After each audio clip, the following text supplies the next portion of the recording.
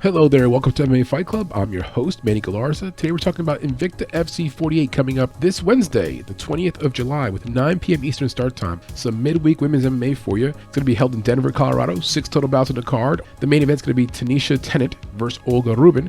This will be a championship bout for the Bantamweight Championship, which Tennant currently holds. And that belt was vacated by Julia Stolianko, who's currently in the UFC and just had a win recently. I do like a few spots in this card enough to say that I might want to parlay them with Bellator or UFC for this weekend. With all that said, guys, let's jump into it. The first fight in the card. The card opens up with the bantamweight bout between Norton from Reno, Nevada, and Maria Djukic from British Columbia, Canada. Djukic goes by Sweet Maria. She's 2-0, not much experience, a big underdog here at plus 200 versus Norton, who goes with the natural. And Norton is only 1-1 herself, so not much experience either. Norton is 28 years old. She's 5'5" in height with a 67.5-inch reach, and she trains out of Iron Pit Fight Team. As for Maria, she's 5'7" in height with a 66-inch reach, and she trains out of Doshido MMA. So height and reach wise, very similar. There'll be a 2-inch height advantage for Maria and about a 1-inch reach advantage for Norton. Now looking at the public votes on Tapology, it appears that Djukic is the big favorite, getting 86% of the votes, only 14% coming from Norton. If you watch film on both fighters, it's not like either fighter blows you away. Maria Djukic is probably the better overall fighter, but by the most narrowest of margins. Now looking at Norton first, she had a 6-2 amateur record. Notably, she had a win as an amateur over Amber Leibrock, who's also fighting on this card. She went pro in 2019.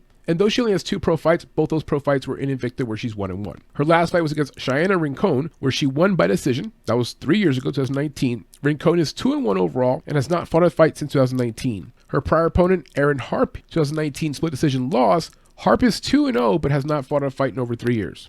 And that makes up her 2 opponents so far in her mixed martial arts career. As you can see, there's not much to go off of. Now, what's to like about Norton? This will be her 3rd fight in Invicta. She has Invicta experience. And even though she's the shorter fighter in this matchup, she will have the reach advantage. She works well in the clinch. She likes the dirty box. If she can keep the fight within close distance, that's where she does most of her damage. Now, my concern for her, the biggest one is she's coming off of a 3-year layoff. That's why, again, I don't get her being such a big favorite. It's a big layoff. We don't know what she's been doing that entire 3 years. Has she been training? Injuries? Did she decide to quit? Very limited head movement. She comes straight forward. She's aggressive, yes, but her head is not a moving target. It's very stationary. She's very open for counter punches and counter strikes in general. Now, as for Maria, she was 1-0-1 as an amateur. She went pro 2021. Her last fight was against Clara Ricnuccio, 2022, or this year, where she won by split decision. Clara is 3-3 overall, a 500 level fighter. Her prior opponent, Joe MAISONNEUVE, I know I'm probably mispronouncing that name, I apologize. That was last year, 2021. She won the fight by decision, and that was her pro debut. And watching both fights, I can't tell you anything that Maria does very well. There's nothing about her that strikes me as much better than Norton. Now, I do like the fact that she's fighting more recently. That's definitely a big plus.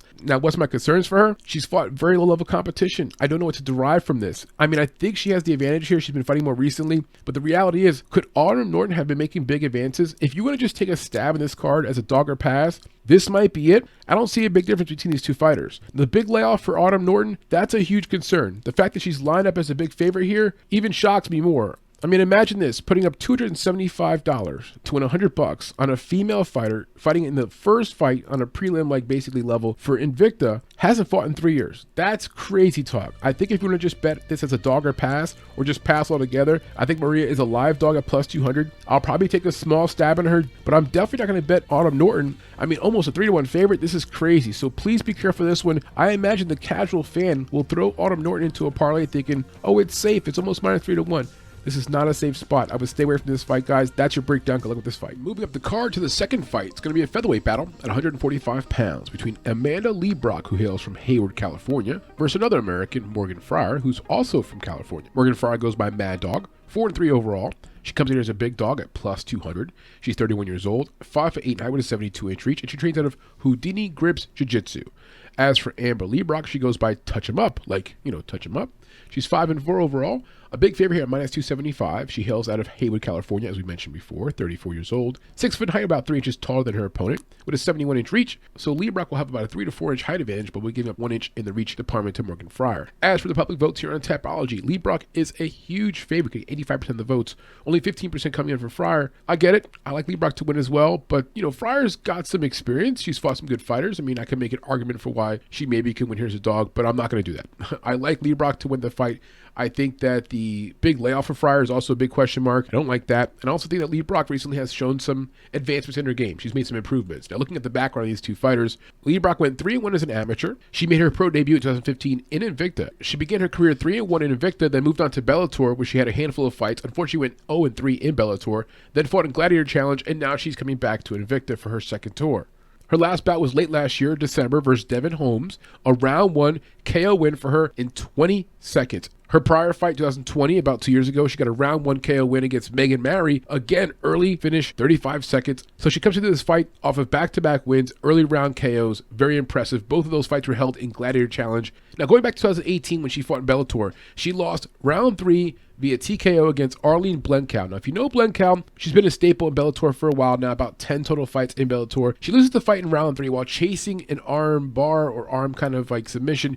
She gets picked up and slammed, and it's a quick ref stoppage. I mean, it was very fast. Up until that point, she had her moments. I mean, she even stunned Arlene Blencowe, and if you know Blencowe, very tough fighter, very durable, can take a lot of punishment. So it wasn't the worst fight for her. Yes, she gets a loss there, but looking back at that fight, and the links down below if you want to watch that fight, it showed a lot of the things in her game that she can do well. Now, as a long fighter, she tends to be the taller, longer fighter. She can get sloppy at times, and in that fight, you saw Arlene Blencowe take advantage of that.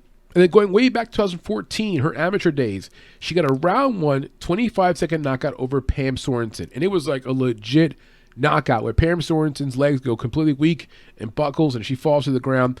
Pam Sorensen is 9-5 as a professional, and she's in Bellator, has been in Bellator for a while. Another win, I know going way back, we're talking about almost 8 years, but a quality win and shows you the hands of Leibrock. And then when she gets her hands going, she could hurt her opponent. Now, what's to like about Amber Leibrock? Number 1, she has back-to-back wins by KO in round 1. So clearly she has some finishing ability. And of her 5 pro wins, 4 of those have been by finish. She's a very long fighter and works well behind her jab. On the feet at range is where she does most of her damage.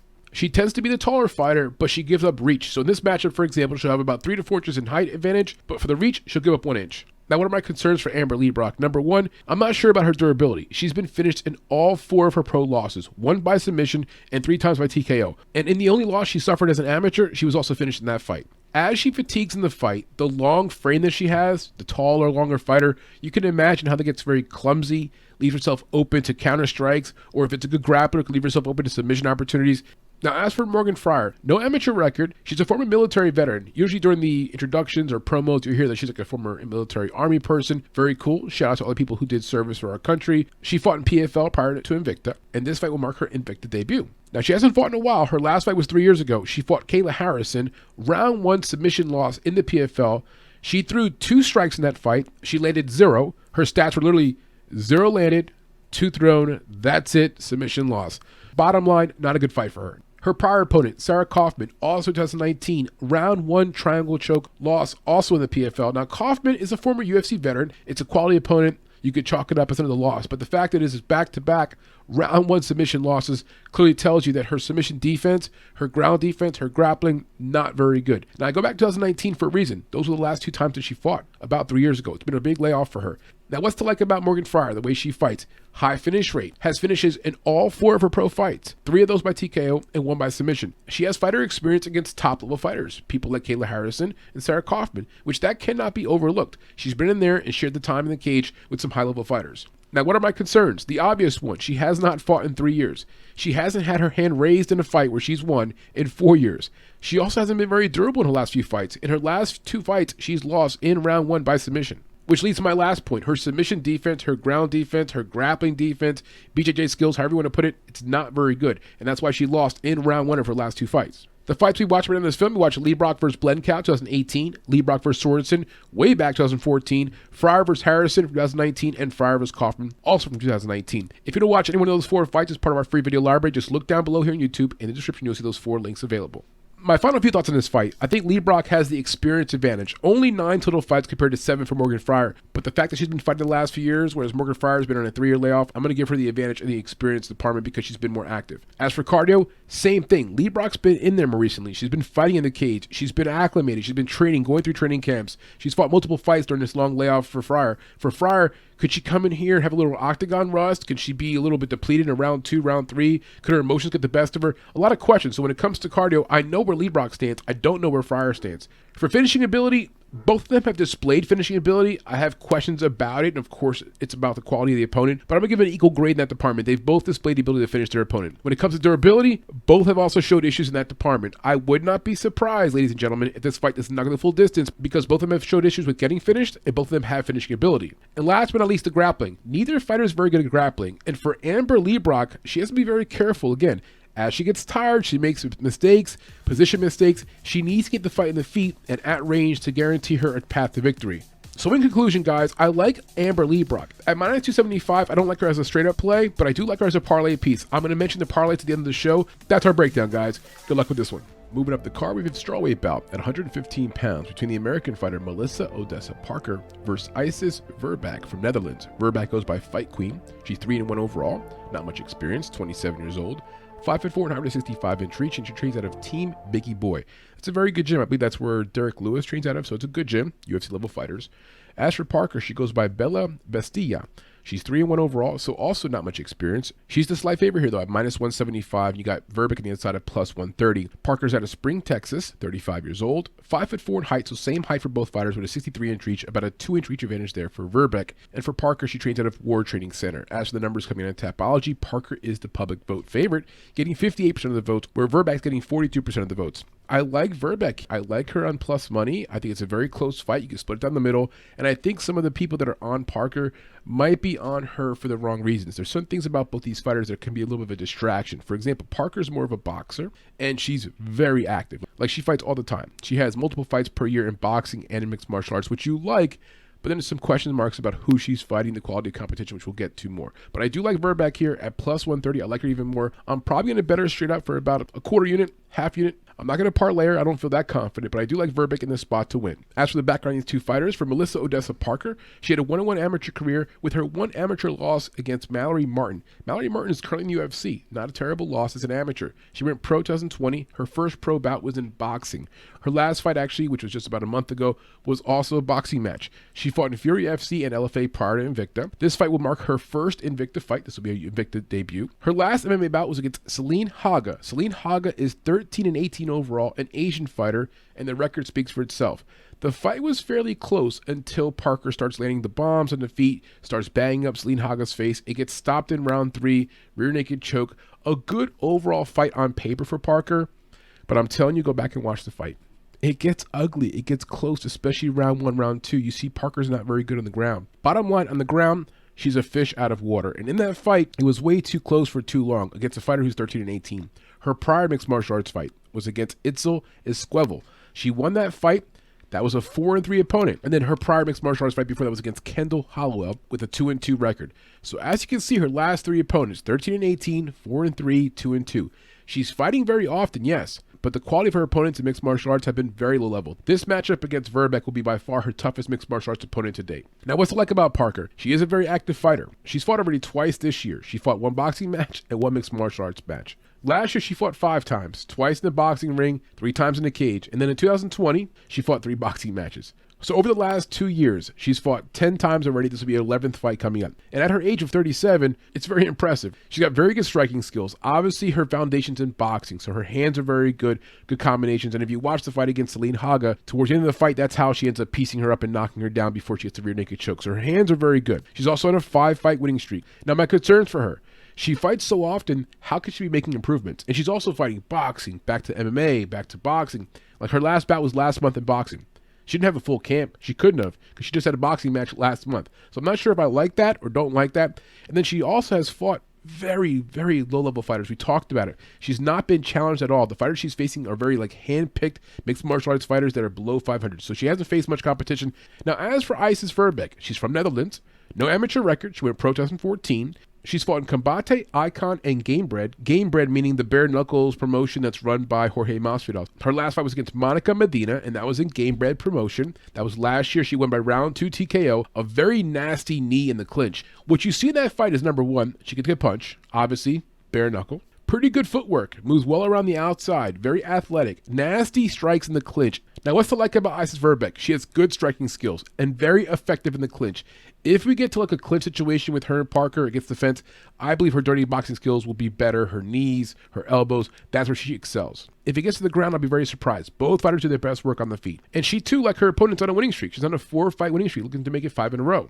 And she's got some finishing ability. 2 of her last 4 wins, which are 4 fights in a row, she's got us finished. So she does have some finishing ability, both by TKO and by submission. Now, my concerns for Verbeek, similar to Parker, the competition level has not been great. It's simply been very low-level opponents. Now, I think she's better in some ways here than Parker, but we haven't really seen that. It's not displayed on film. If you watch her prior fights, she's fighting very low-level fighters, and against low-level fighters, she looks pretty good. It's kind of hard to gauge where she's at.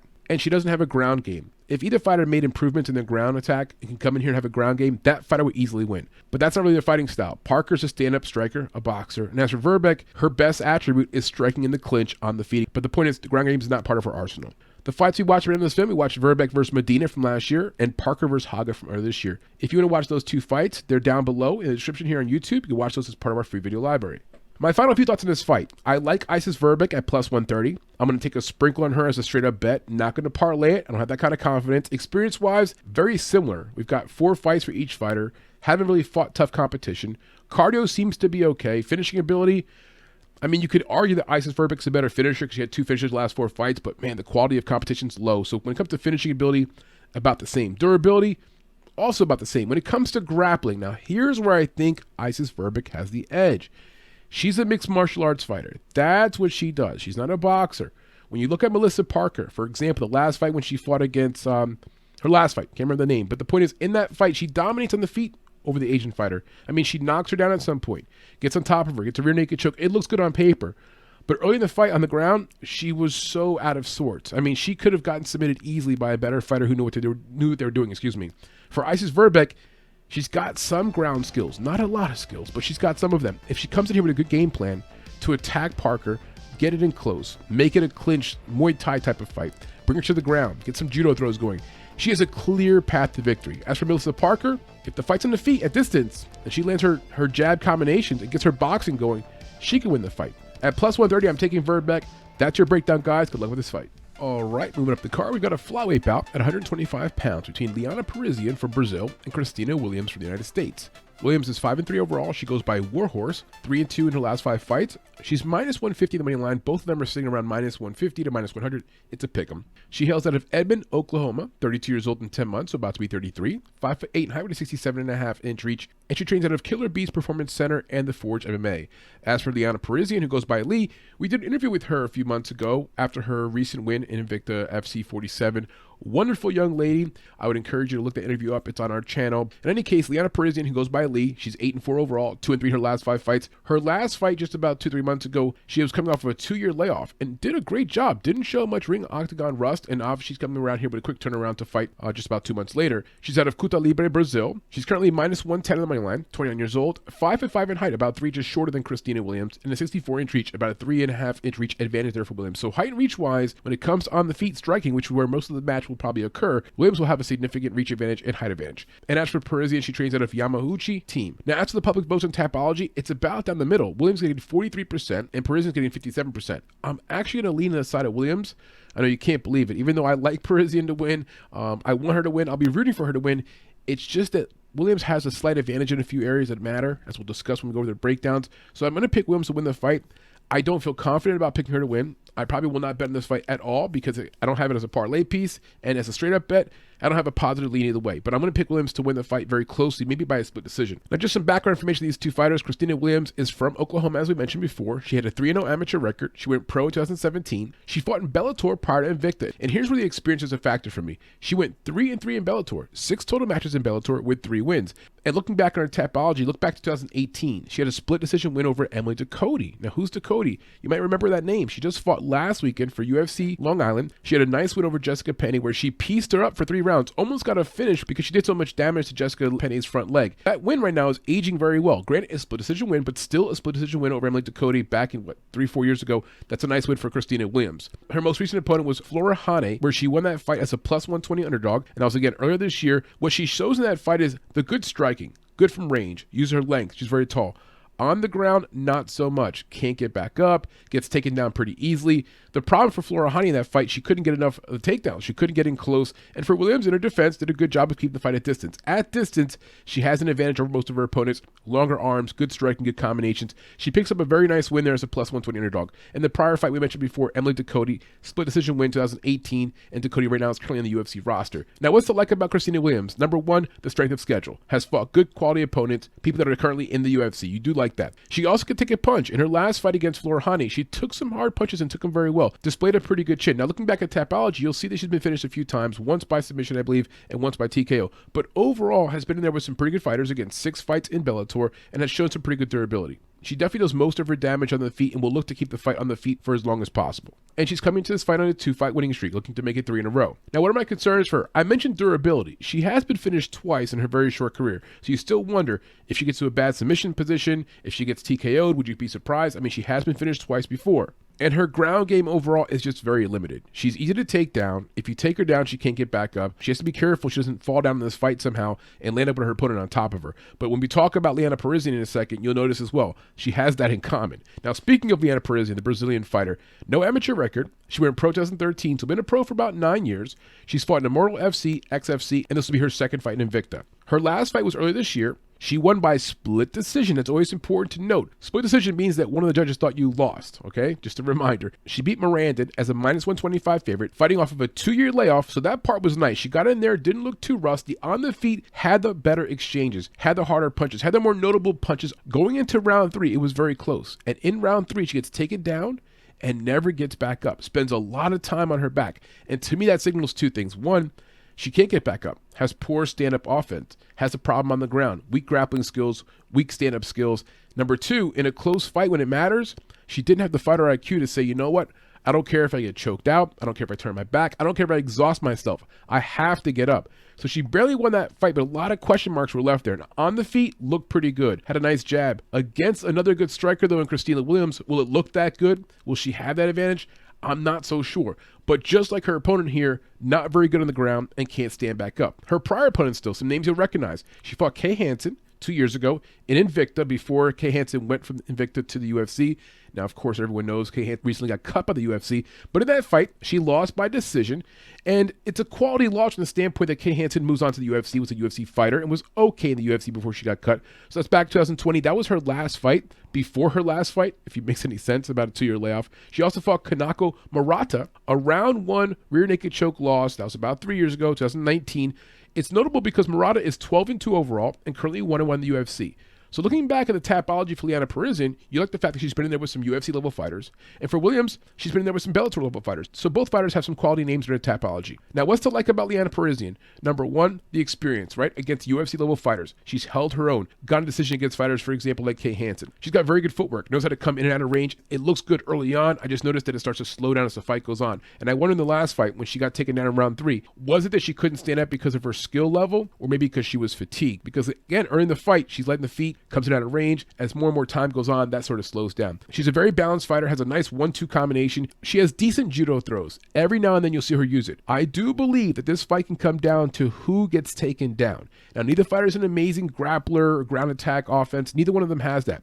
But could someone try a kick and fall down? The other person falls on top, or could someone try to take down and get reversed? The reason I say it because whoever ends up in the bottom will probably spend a lot of time in the bottom and then lose that particular round. If it's round 3 in a close fight, it could decide the entire fight. So when it comes to her judo throws, I would encourage her to try a judo throw. I mean, heck, I would encourage both fighters to try to get at least one takedown because they're so bad, both of them are getting back up. Now, when I watched the fight with Pirosin versus Kay Hansen, going back to her Tapology, she had a very hard lower leg kick in round 1 that buckled Kay Hansen. Kay Hansen ends up getting a takedown, and then, of course, from there, Pirosin's not good at ground attack. She gets taken advantage of, and she loses the fight predominantly because of getting taken down and can't get back up. But it was something I noticed. She has a good hard lower leg kick, just doesn't use it enough for my liking. Now, what's my concerns for Pirosin? Well, number 1, she just fought the other day. Now, she didn't take damage. It was the full distance, but she didn't take a lot of damage. The issue is, did you make improvements? What improvements did you make? Did you go back to the drawing board and get better at takedown defense? Did you work on your grappling? Did you improve your cardio?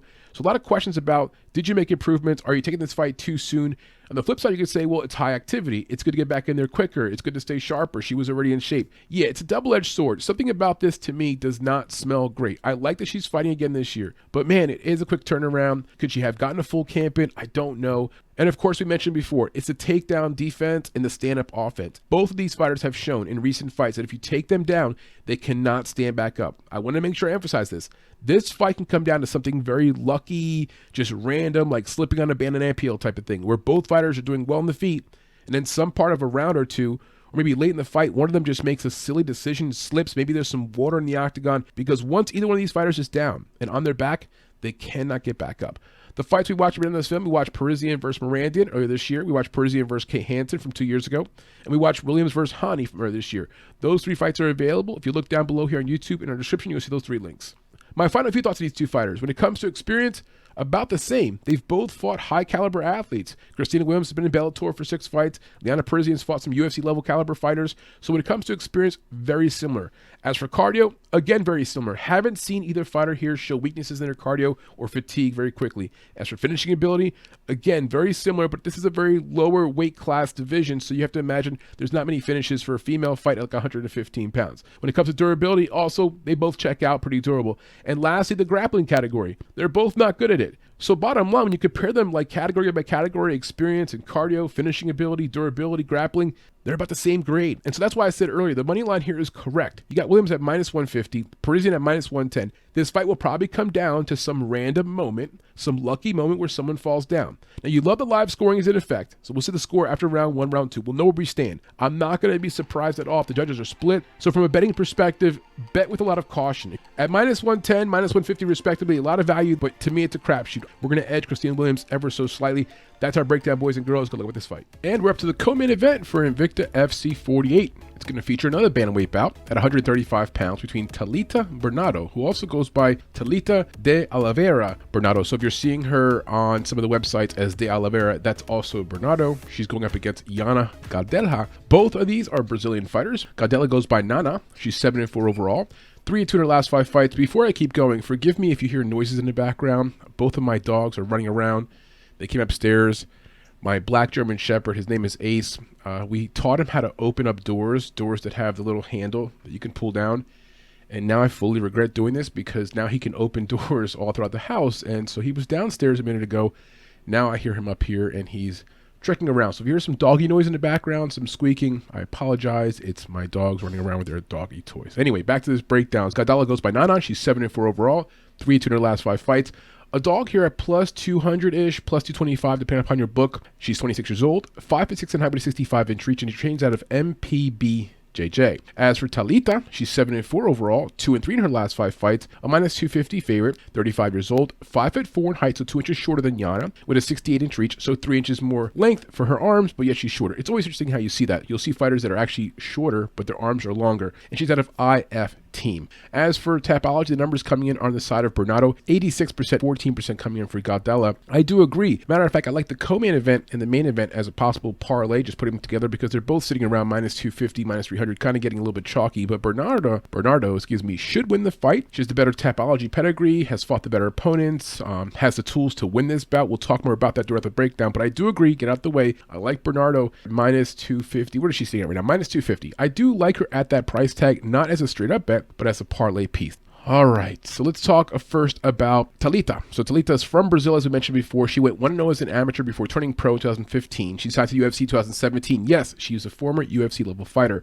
So from 2017, 2019, she was in UFC 2 years. She went 1-3, unfortunately, before getting cut. Her only UFC win was against Sarah Moras. Now, if you know, Sarah Moras hasn't had the best career herself. Canadian fighter. She's 6-7 overall and 2-6 in the UFC. Her last fight was in the UFC last year. Not sure if she's still there. Her last opponent was against Lucy Pudilova. That was 2021 last year. Decision win. And in that fight, you had Thalita squaring off against Pudilova, who is an okay fighter. 13-7 overall. Tough Russian fighter. The fight starts out, you could tell right away Thalita wants to get the fight to the ground. And she does. And she keeps it on the ground for all 3 rounds to win a 30-27 matchup. On the feet, Thalita is not very effective. She looks uncomfortable. Doesn't have great boxing or striking.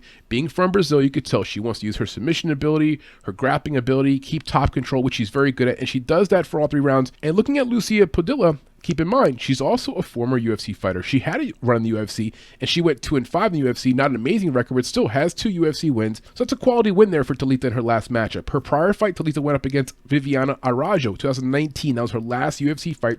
She lost by a round 3 TKO against Araújo.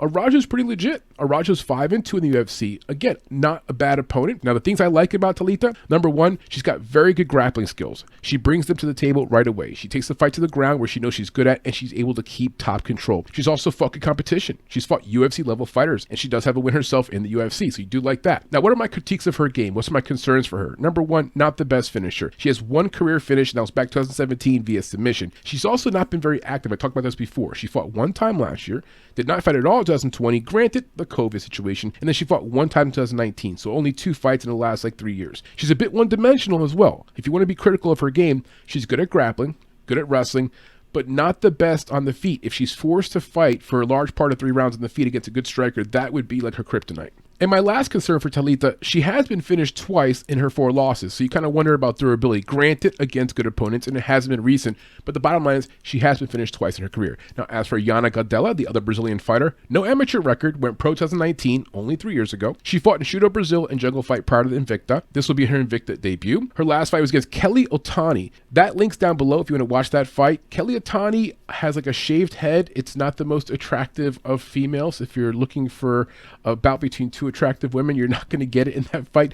Nonetheless, Kelly Ohtani gets a submission win over our girl Gadelha. So she's coming off of a loss, not a great situation, especially in a regional fight, not even a top level promotion, and she got submitted in round 2. Up to that point, you see why she gets submitted. She's aggressive. She comes forward. You like the fact that she's aggressive, brings the fight to Ohtani, and takes down Ohtani with a nice double leg takedown. Shows a lot of strength. Kelly Ohtani is a very thick, heavier looking set opponent, so that was impressive.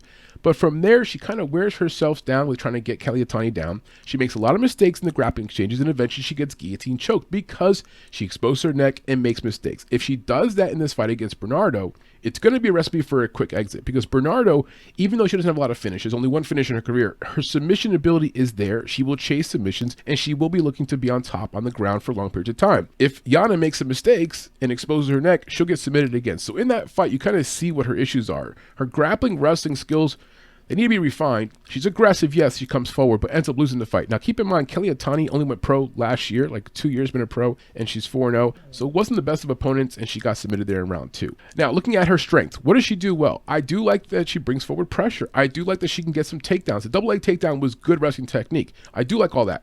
The concern is, once she's down there, what is she doing? Matter of fact, she got separated twice in her last fight. Separated meaning the referee came over and disengaged them and stood them up while she was in top position. Gets the fight down there, but from there doesn't have a good submission game, and also makes a lot of mistakes where she can expose herself. Her last 3 wins have all been opponents that have under 500 records. If you don't believe me, look at her Tapology. It's an 8-9 opponent, a 1-2 opponent, and another 1 and 2 opponent. So her last 3 wins have all been sub 500 level fighters. And that brings me to my last concern, her strength of schedule. Much weaker than her opponent. You don't see names on her strength of schedule that'll be former UFC fighters or Bellator. It's kind of regional people, and even within that, she's losing some of those fights, and she's coming into this fight right now off of a loss. We watched 2 fights that were done in this film. We watched the Oliveira, aka Bernardo, versus PUDILOVA, which was last year, her last fight. And we watched Gadelha versus Ohtani from earlier this year, and that was also her last fight. My final few thoughts on these 2 fighters. Experience-wise, I give the edge for Oliveira / Bernardo for what we talked about. Had a run in the UFC, fought some better competition than Yana, and so she has an experience advantage. Also goes into having a better strength of schedule. When it comes to cardio, I think Oliveira has got the better cardio.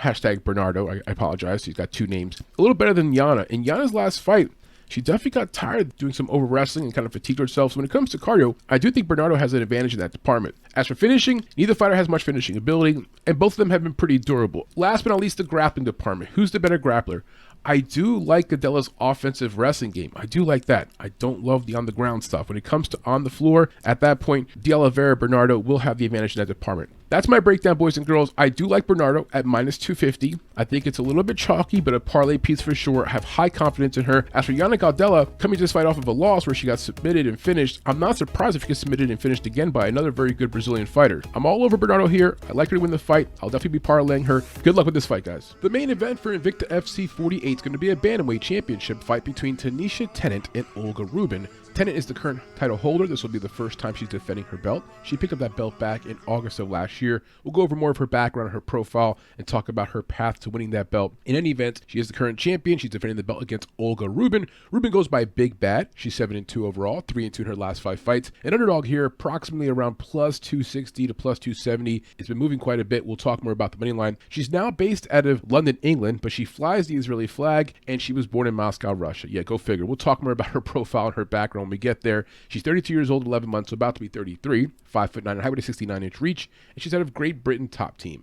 As for Tanisha Tennant, who goes by the triple threat, 4-1 overall. She's currently a big favorite here at minus 330 to minus 350 in the books. She's based out of New York, 33 years old, 5'7", height with a 72-inch reach. So notably, she's about 2 inches shorter than Olga Rubin, but she has about a 3-inch reach advantage. And she's based out of Budokan Martial Arts Academy, which is in the city of New York. Looking at the numbers on Tapology, it appears that Tennant is the big favorite, getting 81% of the votes, only 19% of the votes coming in for Rubin. I do concur with that assessment from the public. I do like Tennant to win. And if you look back some of the recent fights, I think you'll have even more confidence in Tennant winning the fight. I think Rubin is a good overall athlete, pretty good chin. If you saw her fight against KAVANAGH years ago, she displayed a hell of a chin in that fight, so she's not easy to get rid of. Her cardio, a little suspect. We'll talk more about that. Now, looking at the background of these two fighters, let's talk first here about Tanisha Tennant. She was born in New York City. She has a 3-0 amateur career. She went professional in 2019. As a little side story, a little background on Tanisha Tennant, a few years back, she was in nursing school, obviously studying to be a nurse, and she was diagnosed with cancer. So for 2 years, she was going to nursing school, undergoing chemotherapy and cancer radiation treatment.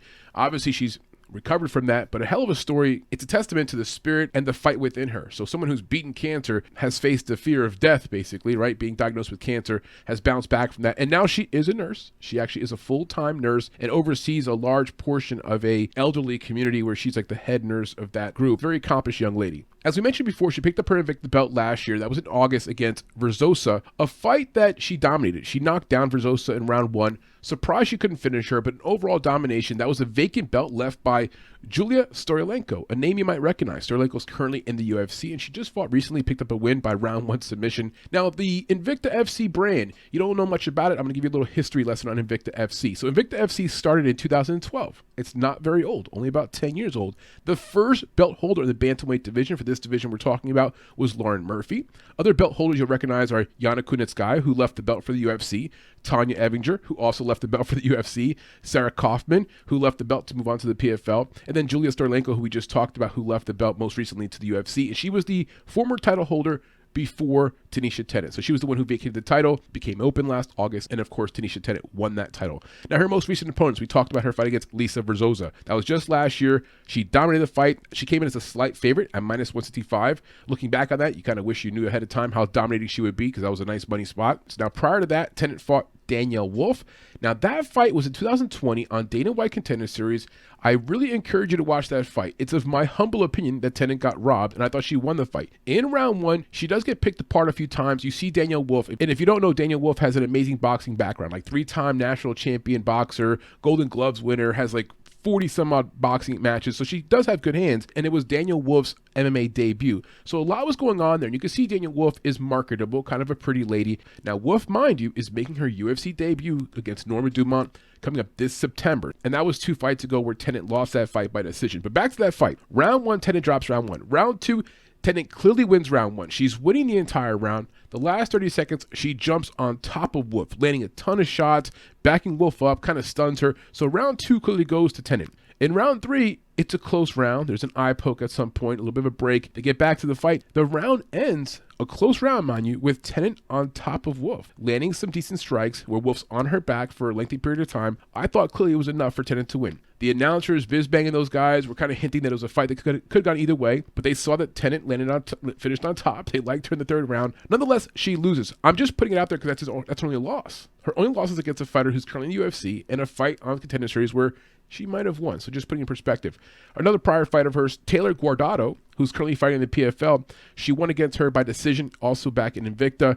That was 2020, about 2 years ago. Those are names we recognize. Danielle Wolf, Taylor Guardado. She's fought some decent opponents. Now, what's to like about Tanisha Tennant? How she fights? What are her strong suits? She's a very natural striker. Very long arms, fluid strikes. She works behind a very consistent jab. She's also very disciplined about keeping her guard up. You could tell she spent a lot of time boxing. Her punches come out and they come right, and her hands are right back up to defend herself. She does a great job using her footwork to move in and out of range. She's also very durable, has never been finished before. Her kicking game is very unique in that it's mostly lower body centric. Some straight kicks to the body, side kicks to the body, but then inside kicks, calf kicks, that kick where people like do that side shuffle kick with the bottom of their foot. She uses her lower leg kicking game as a way to measure distance, annoy her opponent, and keep her opponent off balance. I mean, she even throws some oblique kicks. If you watch the fight against Wolf, her leg kicking game is dynamic, it's effective, it keeps her opponent off balance, and I expect she'll use that early and often in this fight. She also could fight at both stances. There are some fights of hers where she'll fight at a traditional stance for a long period of time. Against Wolf, for example, she went left-handed southpaw stance almost the entire time. So she's very comfortable fighting at either stance. My only concern for Tennant in this matchup is the judges. That's my only concern. It's going to be a 5-round fight. It's open scoring, which means we'll know who won each round after each round. I do like that. I do like that format. But that's my only concern. She should beat Olga Rubin every way, shape, or form. Now, Olga Rubin's not easy to get rid of. So I could see the fight going to a long, drawn-out fight where it goes to decision. Tennant could not finish some of her prior opponents, and her last fight was an example of that. I'm not questioning her punching power. I'm just saying Olga Rubin has shown to have a pretty good chin before. This fight could go the full distance. At that point, you're just kind of like, if it's a close fight. Let's say it's 2-2 going into round 5. At that point, the only person who could beat Tanisha Tennant in this fight would be the judges. Tanisha Tennant should win this fight. When it comes to grappling, Tanisha Tennant's not amazing there. When she did fight against Wolf, she got several body locks, but couldn't actually turn them into takedowns. So if it becomes a grappling bout on the ground, I do give maybe a small edge there to Olga Rubin. She has a little more ground experience, does a good job of tying up her opponents, looking for submissions, but Tennant's very athletic. She should do a good job of keeping the fight on the feet. Now looking at Olga Rubin, let's talk about her for a second. We mentioned before she fights out of London, but she flies the Israeli flag and she was born in Moscow, Russia. She fights out of a southpaw stance. She was a former title challenger in Bellator. Her prior opponent was Priscilla de Souza. That was last year. She won by split decision, and quite frankly, I thought she lost the fight. If you watch that fight, she gets taken down in every single round, multiple times in one of the rounds. A lot of control time she gives up. Now, is the fight close? Yes. On the feet, she's the better striker. But man, she had 9 inches in height advantage. She was the much taller fighter. Souza, for lack of better words, or at least this Souza, Priscilla de Souza, she doesn't have the most attractive physique. She's kind of built like Humpty Dumpty. And if you just looked at them before they fought, you would think that she would dominate Souza. She didn't dominate her. Olga looked slower. She slowed down from prior fights, didn't look impressive. Cardio became an issue, and ultimately, I thought she lost the fight. Her prior fight, Sinead Kavanagh, 2019, round 2 KO loss. She got worn down. It was a rough back and forth fight. She did land some good shots. Sinead Kavanagh, pretty tough fighter overall, was able to outduel her, and eventually cardio became an issue, which is going to be a recurring theme we'll talk about here with Olga. But her cardio was not great in that fight. She loses by a standing round 2 TKO. On the flip side, you could say, well, she showed a good chin, didn't go down, very good heart. True, all those things are true. But cardio was a factor, and she lost the fight by a standing TKO. One more fight to talk about. Julia Budd, another name you might recognize. It's 2019 round 1 KO loss. In this fight in particular, I feel like she was a better fighter back then. If you go back and watch this film, she looked quicker, faster. She just looked better. And in my opinion, since then, has taken a little bit of a dip. She's not as quick as she used to be. Maybe she's not as hungry as she used to be. But at this point in her career, 2019, I thought she was at her pinnacle. She unfortunately gets kicked in the stomach, and you see right away it's like a knock your air out type of shot. She reaches for her belly, kind of like heels over. Then Julia Budd comes and gets the finish. It's unfortunate because up to that point, she looked pretty good. Now, what's it like about Olga Rubin? When she is fresh and fighting well, she's very light in her feet, has a very good jab, and is a good striker overall. Not like a wild striker, doesn't dip her head. Good straight strikes, has obviously honed in her boxing skills. She's also in very good looking shape, and I want to emphasize good looking shape. Good build, very good physique, doesn't seem to miss many of her squatting days or her strength training days. On the flip side, she has kind of that Adolfo Vieira syndrome where she is in good looking shape, but the cardio is not there. So you just wonder, is that a physique issue? Is that a training issue? Because her cardio has not been there for her recently. The last thing I like about Olga Rubin, she's fought good competition. Both ladies here have limited fighting experience, but they have shared the octagon with Bellator level fighters, PFL level fighters, or in the case of Tennant fighting against now a UFC level fighter. So I do like the fact that she's fought some good opponents. Now my concerns for Olga Rubin, the things I do not like about her game, the things that concern me. She's faced 2 good opponents in her career, and both times she got finished. It's not like she made it the full distance. She also looked very unimpressive in her last fight against Priscilla Souza. We talked about it. That fighter looked like she didn't belong in the same octagon as Olga Rubin, yet it comes out to be a greasy decision, one that I think maybe she lost. She could not stop the takedowns, showed poor fighter IQ, and again, cardio was a factor. Now the fights we watched, I mean on this film, we watched Tennant versus VERZOSA from the last year, Tennant versus Wolf from 2020, Rubin versus Souza from last year, Rubin versus Julia Budd from 2019, and Rubin versus Kavanagh from 2019. If you want to watch any one of those 5 fights as part of our free video library, just look down here below on YouTube. You'll see those 5 links available. Just a few more thoughts on this fight. My final thoughts. As for experience, these guys line up about the same. You got 5 total fights for Tanisha Tennant, 9 total fights for Olga Rubin. They've both fought about the similar strength of schedule. As for cardio, I've talked about it already. I think Tanisha Tennant has the better cardio. I'm a little concerned about how Olga Rubin looks into round 2, into round 3. For finishing ability, neither fighter has shown good at finishing ability. Whatever finishes they had were a while ago. In the case of Tanisha Tennant, she's not had a finish yet in her pro career. She had one as an amateur, or maybe 2 as an amateur. For Olga Rubin, she does have a finish via ground and pound, but again, very low-level opponents. Hasn't had a finish recently. So when it comes to finishing, I do think both fighters make it the full distance. And if anything, If Tennant does finish Rubin, I think it's more because of exhaustion and Rubin's just not fighting back. When it comes to durability, Tennant's got the edge there. She's never been finished, and Olga Rubin has been finished twice in her last 3 or 4 fights. And lastly, who's the better grappler?